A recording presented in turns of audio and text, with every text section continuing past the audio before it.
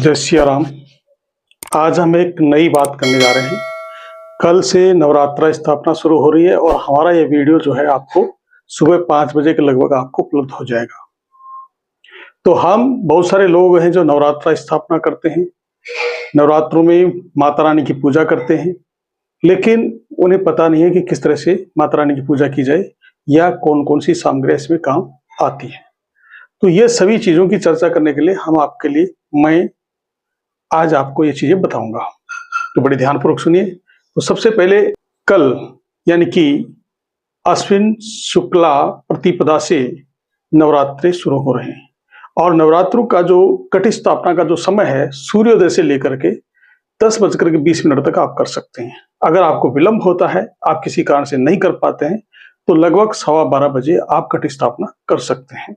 तो स्थापना करने का जो तरीका है वो मैं आपको बताता हूँ, कौन कौन सामग्री आपके पास में होनी चाहिए और इसको किस किस प्रकार से आपको काम लेना है।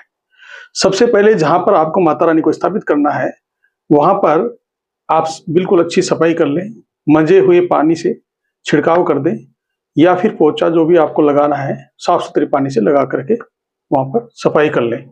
सफाई करने के बाद में आपको एक चौकी लेनी है, उसके ऊपर एक लाल कपड़ा होना चाहिए, साथ में एक आपके पास में एक दुर्गा माता की जो फोटो तस्वीर होनी चाहिए या फिर अगर आपके पास कोई छोटी मूर्ति है तो वो भी वहां पर स्थापित कर सकते हैं।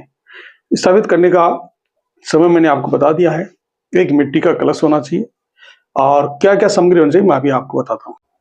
आपको पूजा सामग्री में जैसा कि मैंने बताया आपको माता रानी की तस्वीर या कोई मूर्ति हो, लाल रंग की गोटेदार चुनरी होनी चाहिए, लाल रेशमी चूड़ियां, सिंदूर, आम के पत्ते, लाल वस्त्र होना चाहिए, लंबी पत्ती की रुई, धूप बत्ती, अगरबत्ती, एक माचिस होनी चाहिए, एक चौकी या पाटा जो भी आपके पास उपलब्ध हो ले लें और चौकी के लिए लाल कपड़ा होना चाहिए और एक नारियल होना चाहिए और अगर दुर्गा सप्तशती की किताब आपके पास हो तो वो भी उपलब्ध होनी चाहिए। एक कलश मिट्टी का होना चाहिए और साफ चावल होनी चाहिए, कुमकुम होनी चाहिए, मौली होनी चाहिए और श्रृंगार का सामान जो भी माता रानी का श्रृंगार के लिए सामान होता है वो होना चाहिए और घर में दीपक, मिट्टी का दीपक हो, घी हो और तेल, फूल फल की माला, लौंग, कपूर, बतासे, पान, सुपारी, इलायची और ऋतु फल जो भी हो,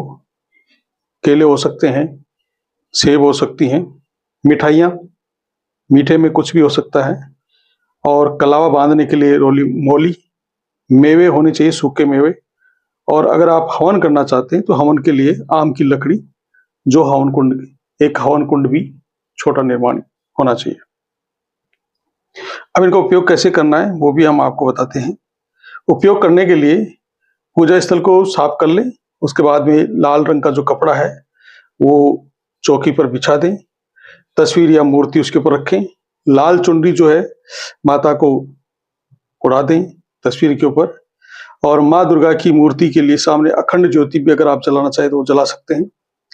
एक कलश में गंगा जल भर लें, उसमें कुछ आम के पत्ते डालें, कलश के ऊपर नारियल लाल कपड़े में लपेट कर रख दें, लेकिन उससे रखने से पहले कुछ दूर्वा या कुछ सिक्के भी आप उसमें डाल सकते हो और उस नारियल के मोली लपेट कर रखें। इसे मूर्ति के पास रख के एक छोटा सा बर्तन आता है उसके अंदर मिट्टी भर करके और मिट्टी भरने के बाद में उसके अंदर आप जोग के दाने डाल लें और ताकि उसको पानी देते रहें और वो उगते रहेंगे, जिसको जवाहरा बोलते हैं। उसके बाद पूजा स्थल पर आप इसको स्थापित कर दें और स्थापित करने के बाद में धूप जलाएं, शंख बजाएं और ओम ऐं ह्रीं क्लीं चामुंडाय विच्चे मंत्र का जाप करते रहें।